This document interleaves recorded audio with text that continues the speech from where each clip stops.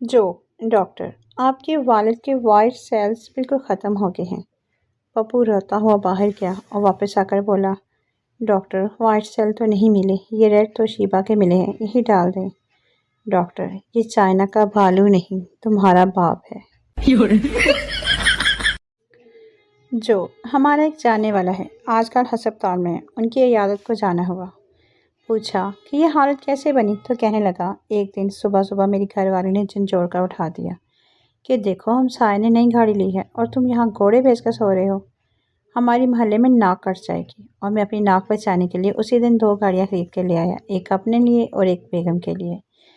کچھ دیر بعد صبح صبح ہلا کر رکھ دیا کہ ہمارا ہمسایہ بقرعید کے لیے آسٹریلین بیل لے کر آیا ہے، پورے محلے میں اس کی واہ واہ ہو رہی ہے۔ میں اسی دن جا کر 2 آسٹریلین بیل لے آیا اور بیگم کی واہ واہ ہو گئی۔ اور ایک دن میں نے اپنی بیگم کو جھنجھوڑ کر کہا کہ ہمارے ہمسائے نے دوسری شادی کر لی ہے اور پورا محلہ اس پر رشک کر رہا ہے، تو میں بھی۔ اس کے بعد میری آنکھ ہسپتال میں کھلی۔ کہنے لگا کہ اپنی مرتبہ ناک کٹنے کی فکر تھی، جب میری باری آئی تو یہ حال کر دیا۔ کیا یہ کھلا تضاد نہیں؟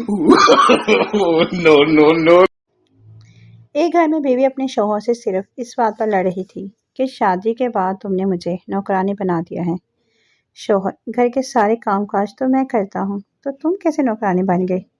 بیوی نوکر کی بیوی کو نوکرانی ہی کہا جاتا ہے۔ جو ایک امریکن نے سردار سے کہا، ہمارے ہاں شادی ای میل سے بھی ہوتی ہے۔ سردار بولا، کمال ہے، ہمارے ہاں تو صرف ای میل سے ہوتی ہے۔